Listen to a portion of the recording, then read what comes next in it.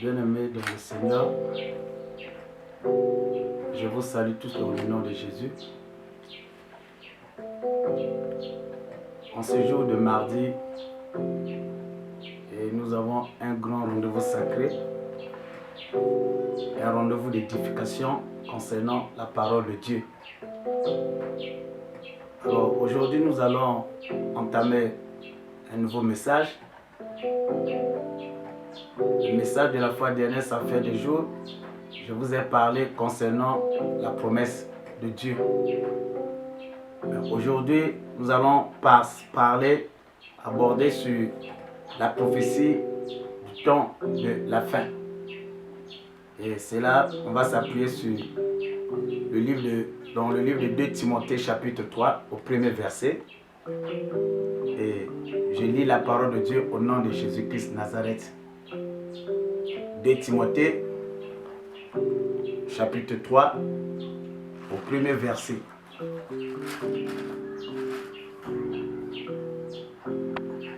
Je lis la parole de Dieu. Sachez que dans les derniers jours, il y aura des temps difficiles. Je le relis encore. Sachez que dans les derniers jours, il y aura des temps difficiles. Alors, nous allons d'abord prier. Éternel, nous voulons te dire merci. Merci pour le souffle de vie que tu nous as accordé. Merci pour ces moments que tu as permis que tu sois en direct de ton peuple à travers ton instrument. Je bénis ce moment. Que la sainteté de ton nom nous accompagne. Ta parole qui édifie, qui délivre, puisse produire ses effets pendant ces moments que nous allons passer ensemble. Que ton nom soit exalté au nom puissant de Jésus-Christ. Je bénis tous ceux qui sont en train de m'écouter. Je bénis tous ceux qui sont en direct avec moi. Que la grâce divine soit à nos côtés au nom puissant de Jésus-Christ. Amen. Alors bien-aimés, je disais qu'aujourd'hui nous avons rendez-vous. C'est notre rendez-vous sacré. Nous sommes le mardi.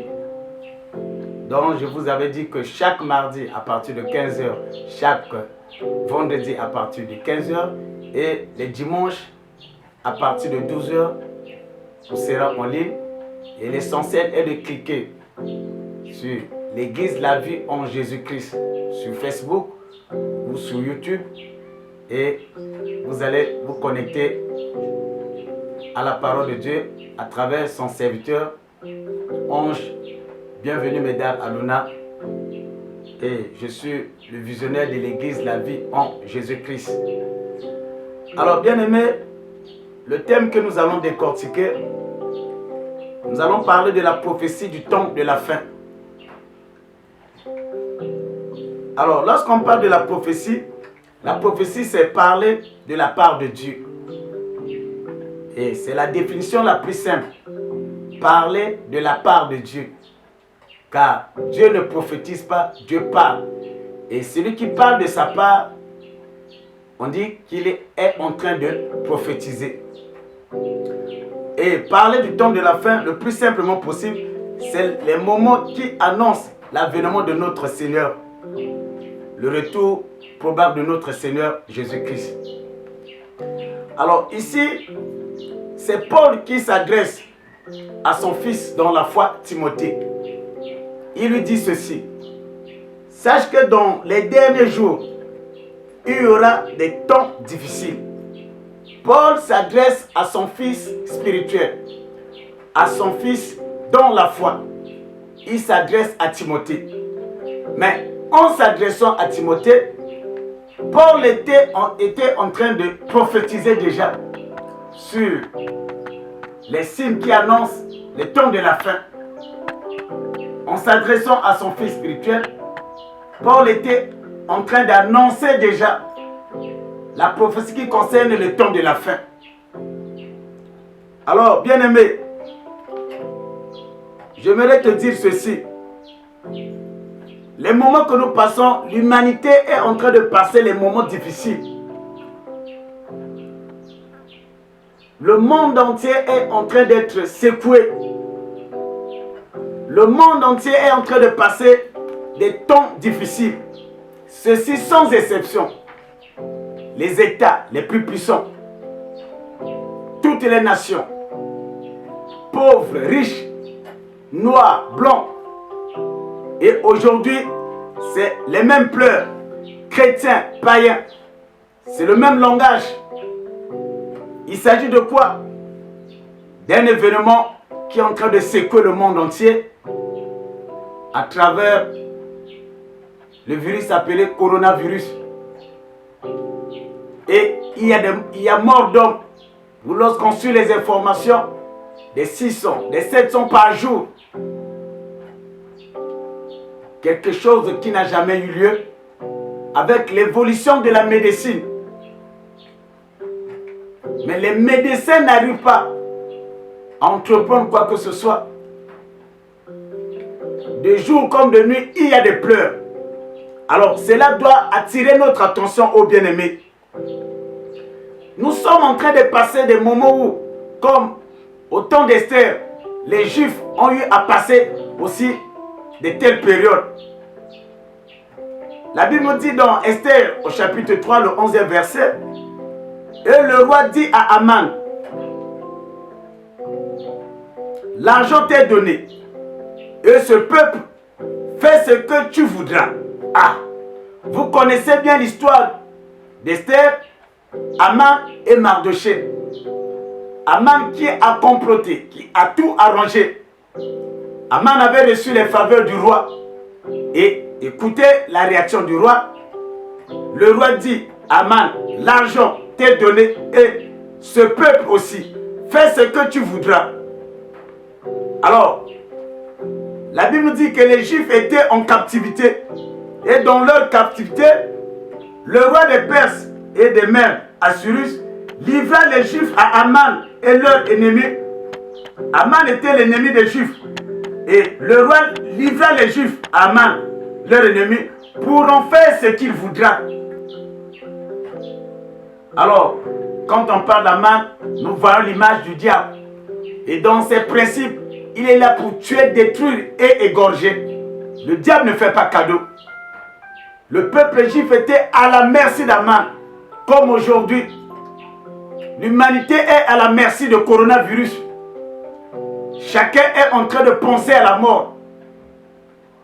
Chacun est en train de raisonner. Lorsque nous voyons dans Brazza, nous constatons qu'il y a même des mouvements. Les gens quittent la ville pour aller chercher refuge dans les villages.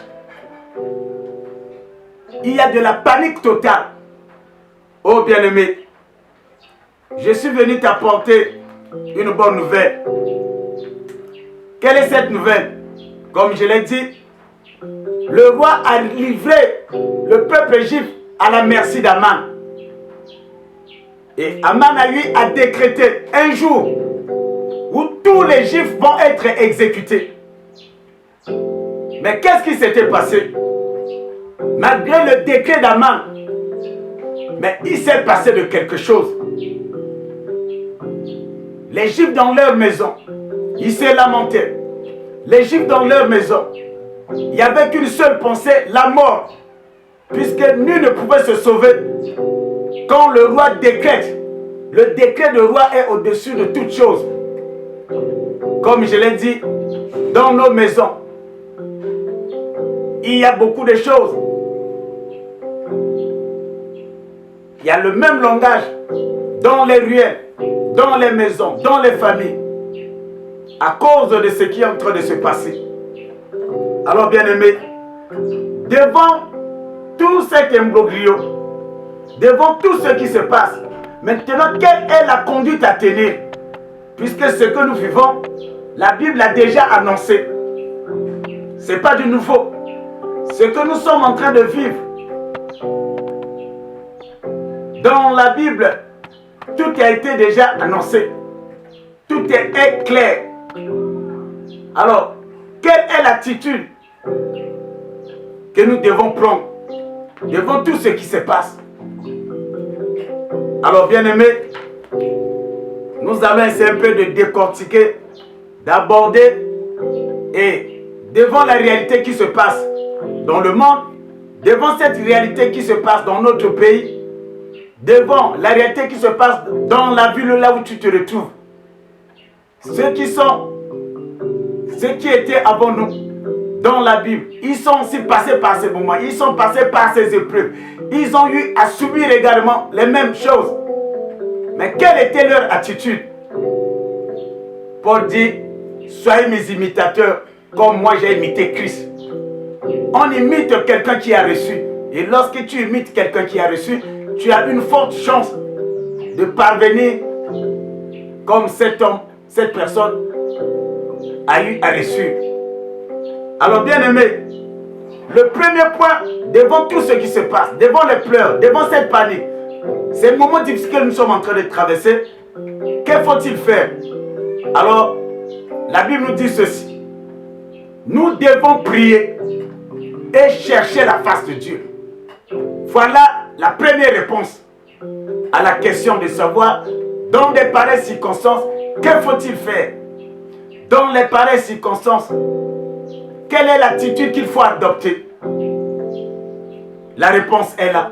Toi qui me suis, depuis là où tu es, toi qui es en train de me regarder, et je te dis que c'est le Seigneur qui te parle. Dieu ne quittera jamais le ciel pour venir se pointer devant toi et te parler. Mais Dieu nous parle à travers sa parole. Dieu nous parle à travers ses serviteurs. Dieu nous parle, il a un langage. Il utilise un point de contact. Et aujourd'hui, toi qui m'écoutes, toi qui me vois, c'est Dieu qui te parle. Que ne te panique pas, mais écoute ses orientations. Alors, la première réponse, comme je l'ai dit, il faut prier et chercher la face de Dieu.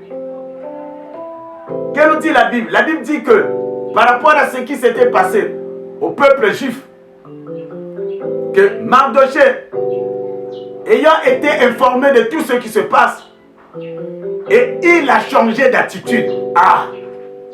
Lorsqu'on lui a appris qu'un décret a été pris, qu'Aman a signé un décret, a pris le décret pour tuer tout le peuple juif. Comme je dis aujourd'hui, il y a un décret qui vient d'être pris par la maladie appelée coronavirus et qui est en train de saccager, qui est en train de neutraliser. Je veux te dire une chose, nous avons 3 décrets possibles. Il y a le décret des humains, il y a le décret satanique et il y a le décret du Seigneur. Un humain peut décréter, qui peut être une autorité. Le diable peut décréter, mais le tout dernier décret, c'est le décret de Yahvé. C'est le décret du Seigneur. Lorsque le seul décret qui peut annuler tous les décrets, c'est le décret du Seigneur. Lorsque le Seigneur décrète, il n'a pas d'opposition. Lorsque le Seigneur décrète, il n'a pas de résistance. Lorsque le Seigneur prend un décret, tous les autres décrets s'effacent et disparaissent. Et c'est que les Juifs ont compris. Lorsque Aman a su qu'un décret a été pris à leur rencontre par leur ennemi, Mardochée, a su que le décret a été pris par leur ennemi Aman. Et la Bible dit que Mardochée a changé d'attitude. Et lorsqu'on parle d'une attitude, c'est la manière de se tenir, la manière de se comporter devant une situation quelconque. Et la Bible dit que il s'enveloppa d'un sac. Il va mettre la sonde et pousser des cris amers. S'envelopper d'un sac, c'était une façon de chercher la face de Dieu. Il a constaté que ça, ce n'est plus le moment de blaguer. Ça, ce n'est plus le moment de se distraire. Ça, ce n'est plus le moment de faire la java. Mais c'est le moment maintenant de faire face à Dieu. Dieu qui est permis. Parce que la Bible dit que le roi a permis à Aman de décréter, de prendre un décret afin de tuer ce peuple. C'est le roi qui est permis. Tout ce qui nous arrive aujourd'hui, c'est Dieu qui l'a permis. Et lorsque Dieu permet quelque chose dans ta vie, tu dois chercher à faire face à lui. Tu dois chercher sa face. Seul lui qui est permis, il a la capacité de changer les choses. Alléluia. Bien-aimés, frères, sœurs en Christ, les moments que nous sommes en train de vivre, les moments que tu es en train de passer, la solution, la première, c'est prier et chercher la face de Dieu. Alors, qu'est-ce que la Bible nous dit? Nous allons dans Esther 4, là où nous allons nous appuyer, puisque nous sommes en train, on a pris l'exemple du peuple juif.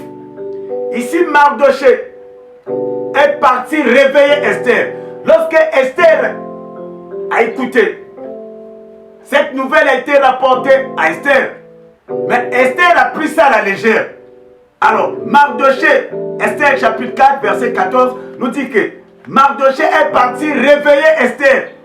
Il dit, si tu te tais maintenant, le secours et la délivrance surgiront d'autre part pour les Juifs. Donc, Esther était bien placée. Bien-aimé, si tu peux te taire, toi en tant que chrétien, tu es distrait jusqu'aujourd'hui. Tu es là devant la télé. Oui, c'est pas mauvais d'être informé. Et tout ce que les gens sont en train de voir à la télé, les commentaires dans les ruelles, beaucoup ont perdu la foi. Beaucoup se sont fait envelopper par ces commentaires. Écoute-moi, je suis venu faire réveiller quelqu'un, toi qui dormais. Réveille-toi, comme Mardoché l'a fait à Esther. Il dit, tu ne sais pas que la délivrance de Juif va partir de toi. Parce que la Bible nous dit que crois au Seigneur, toi et ta famille, vous serez sauvés. Donc une seule personne a la capacité d'emmener la famille à la délivrance. Une seule personne peut apporter le salut. Une seule personne.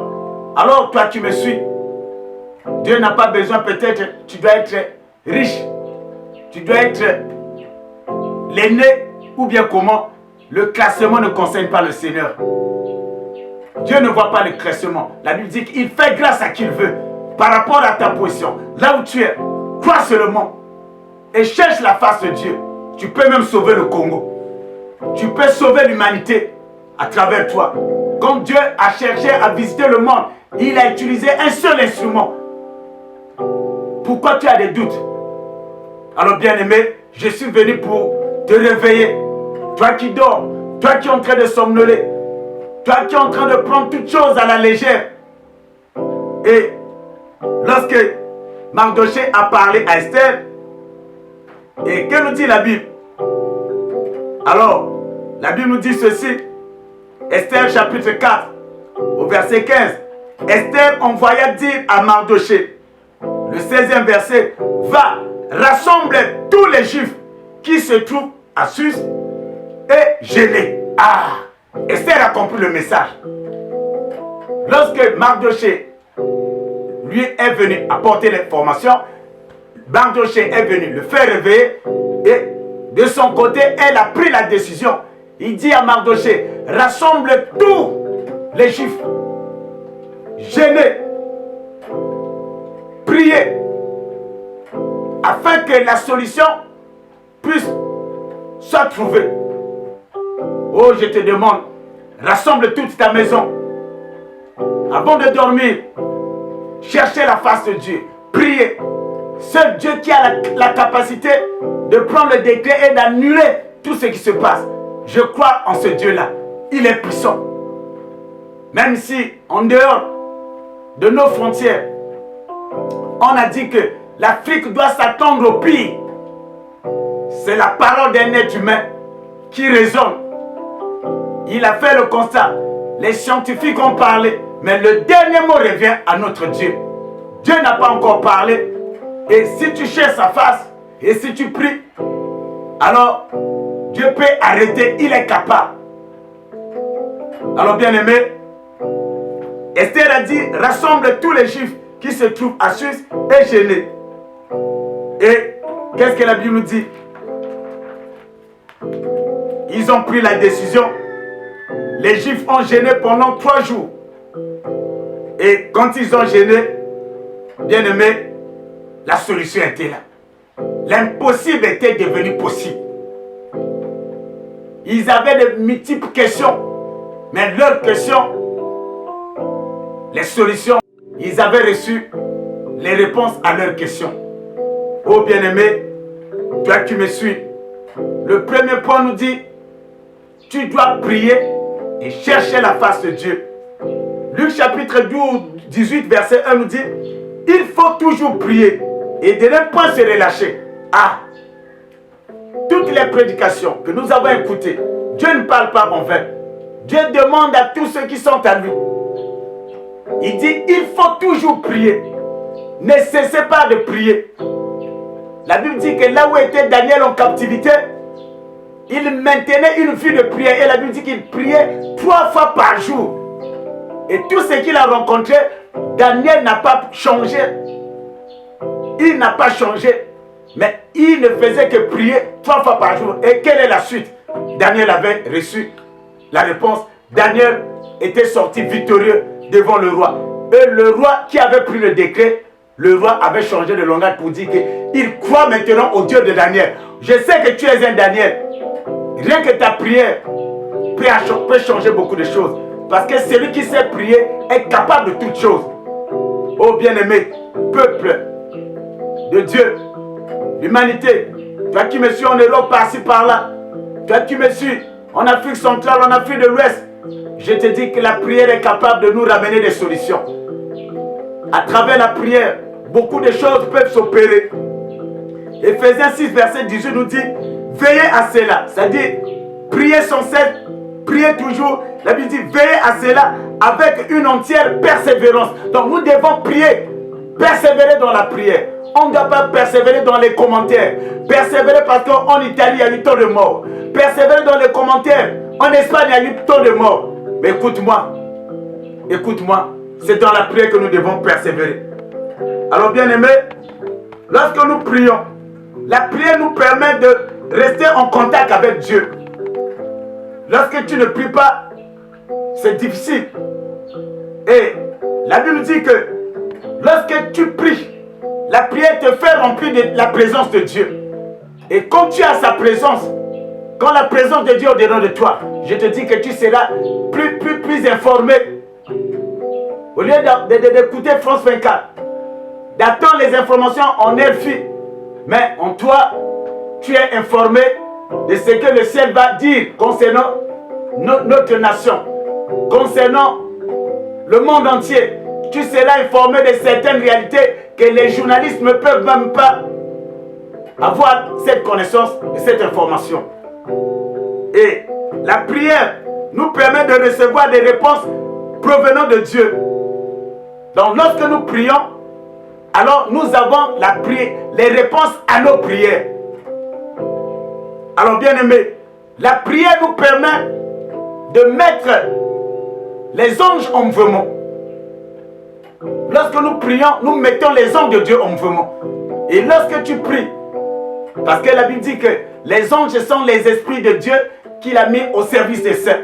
Et ils rentrent en mouvement lorsque nous prions. Donc lorsque tu pries, ils veillent sur ta maison. Lorsque tu pries, ils ont la capacité de veiller sur notre nation. Lorsque tu pries, ils ont la capacité d'encercler ta parcelle. Même une maladie, même une situation ne peut même pas traverser le mur spirituel de ta parcelle. Même si ta parcelle n'est pas clôturée, mais la prière a la capacité d'emmener la clôture tout autour de ta parcelle. Oh bien-aimé, les personnes que Dieu les accompagnait, les personnes qui ont fait chemin avec Dieu, c'était les gens qui priaient beaucoup. Alors dans les pareilles circonstances, bien-aimé, je te dis, c'est à la prière que nous devons nous attacher. Prions-nous tes jours. Voilà le premier point, là où nous pouvons nous en sortir devant cette situation. Alors, aujourd'hui, nous allons nous arrêter sur ce premier point. Devant tout ce qui se passe, alors, que faut-il faire? Il faut prier, il faut chercher la face de Dieu. Je crois qu'à partir d'aujourd'hui, cherche la face de Dieu. Mets-toi à genoux, nuit et jour. Prie le Seigneur. Lui qui a permis toutes ces choses, il a la capacité de changer, de te protéger, de protéger ta famille, de protéger ta parcelle, de protéger ta maison, de protéger toutes tes entreprises. Seul Dieu qui a la capacité de t'assurer une véritable sécurité. Voilà ce que Dieu m'avait mis à cœur, que nous puissions partager ce message. Alors, on va se retrouver encore le vendredi à partir de 15 h et que le Dieu de la Bible vous bénisse. Ne vous paniquez pas, bien-aimés. Ce qui s'est passé, ce qui est en train de se passer aujourd'hui, d'autres sont passés par ces étapes. Comment ils sont sortis? Rien que ce que tu viens d'écouter. Alors, nous allons prier. Éternel, tu es le Dieu Tout-Puissant. Et les bien-aimés qui sont en train de me suivre, les bien-aimés qui sont en train de m'écouter, là où ils sont, ta parole nous dit que ta main n'est pas courte pour agir, que ta puissante main droite.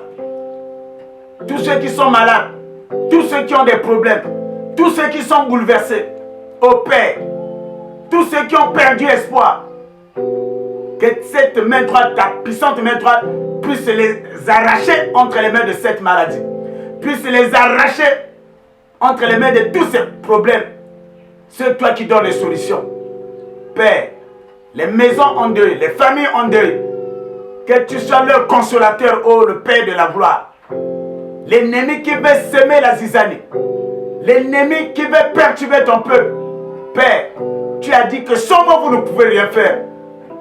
Donne la force à ton peuple, donne la force à ton peuple, afin qu'ils se mettent debout, afin de contrecarrer l'ennemi à travers la prière comme nous avons su le dire. Je les bénis tous. Ô Père, que ta grâce, ton sang versé sur la croix, puisse recouvrir toutes nos maisons. Ton sang, ô Père, puisse recouvrir toutes nos nations. La Bible dit que ton sang est plus fort que le sang d'Abel en termes de puissance.